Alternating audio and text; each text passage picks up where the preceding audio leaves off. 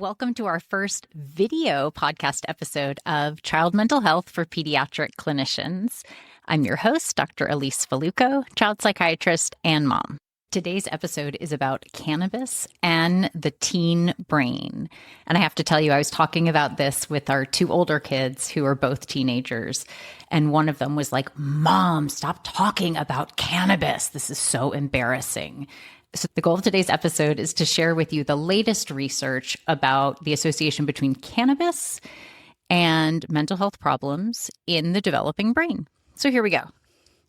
Let's start out by a brief refresher.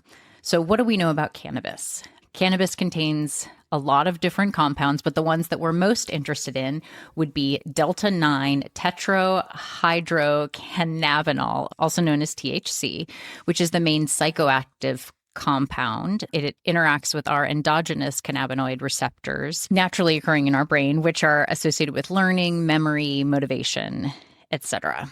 And THC is the compound that gives you that high, that sense of euphoria or relaxation. But it also acutely, it can impair your working memory, it can stimulate your appetite, and can increase anxiety and psychotic-like experiences while you're intoxicated.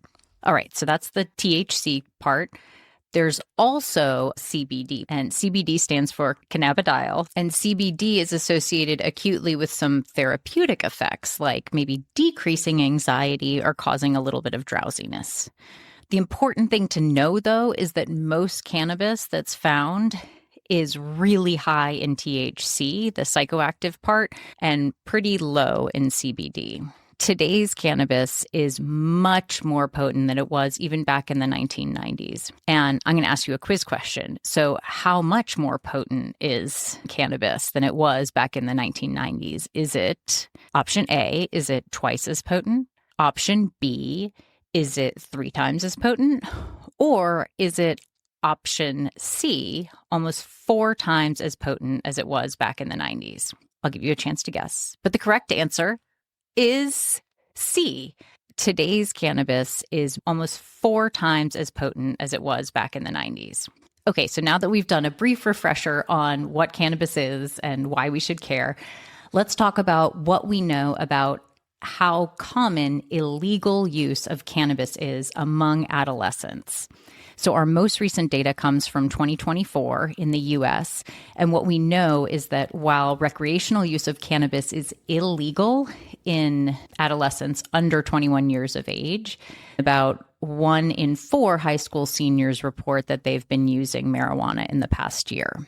So while we all would like to believe, not our kids, the data would suggest that there are a lot of kids and teens particularly that are using cannabis. And the majority who are using cannabis are doing so via vaping. We've talked about how cannabis contains THC and CBD. And we've talked about how while recreational use of cannabis is illegal, it's actually surprisingly more common than you would think among teenagers in the US.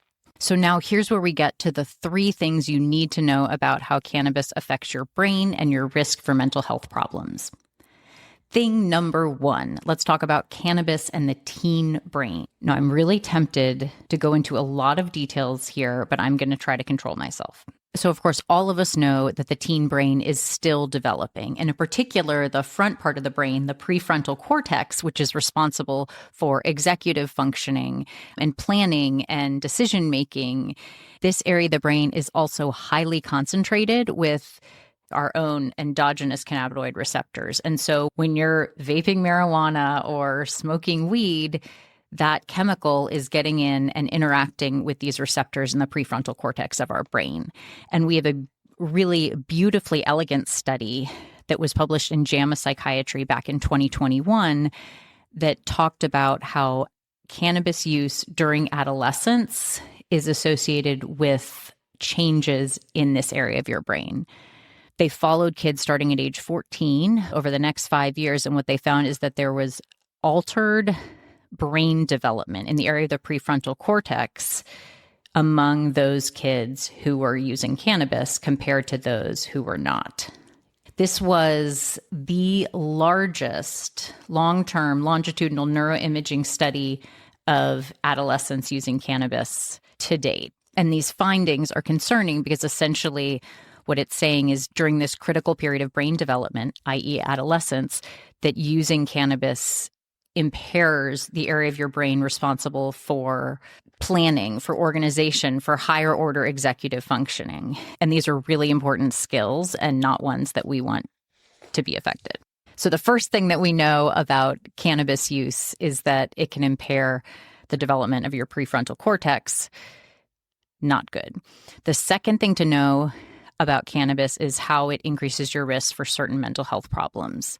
There was a recent really big systematic review and meta-analysis of cannabis use and anxiety among adolescents that was published in 2024. And what they found is that compared to teens who were not using cannabis at all, those teens who did use cannabis were more than twice as likely over the next coming years to develop a subsequent anxiety disorder.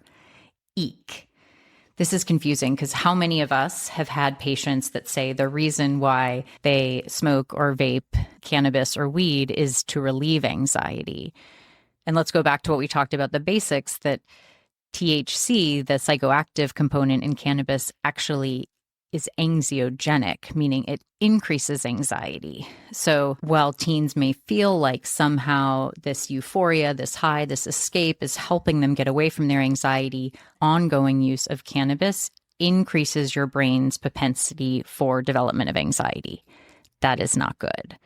Okay, finally, the third thing you need to know about cannabis, the brain, and mental health has to do with the association between cannabis and psychosis. We talked about before that acute intoxication with the THC part of cannabis causes psychotic-like symptoms, or at least can cause that. But the data is a little bit more complicated when we're talking about long-term psychosis. We have epidemiologic evidence that there is an association between cannabis use in adolescents and an increased risk of later developing a chronic psychotic disorder.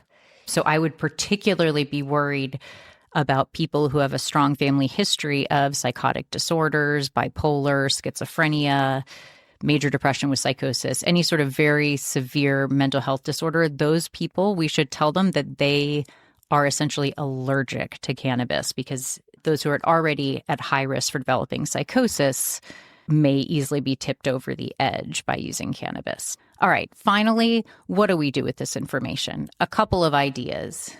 It is important for us to share what we know from science and research about what teens can do to reduce their risk. Of course, you want to encourage abstinence because we have pretty good evidence to suggest that using cannabis increases your risk for developing an anxiety disorder. And we do have pretty strong evidence to suggest that cannabis use during adolescence, when our brain is developing, negatively impacts the development of our prefrontal cortex, which is really important for executive functioning, higher level thinking, etc. If you're working with a teen or family that you think is not about to completely abstain from using, we need to think about harm reduction, which is really starting by getting them to reduce the frequency of their use. Also warning them that they really should try to limit or avoid any cannabis products where the concentration and the potency is really not known. So specifically edibles. They're infused oral products where there's really no clear regulation and no evidence of what type of concentration of THC they're going to get. Because we know the greater concentration of THC, the greater risk of developing some of these bad consequences. All right, this is the end of thoughts and tips about cannabis, the teen brain, and mental health. Please share a comment in the chat or check us out on our website, psyched4peds.com. Subscribe to our YouTube channel, and we will see you next time on Child Mental Health for Pediatric Clinicians.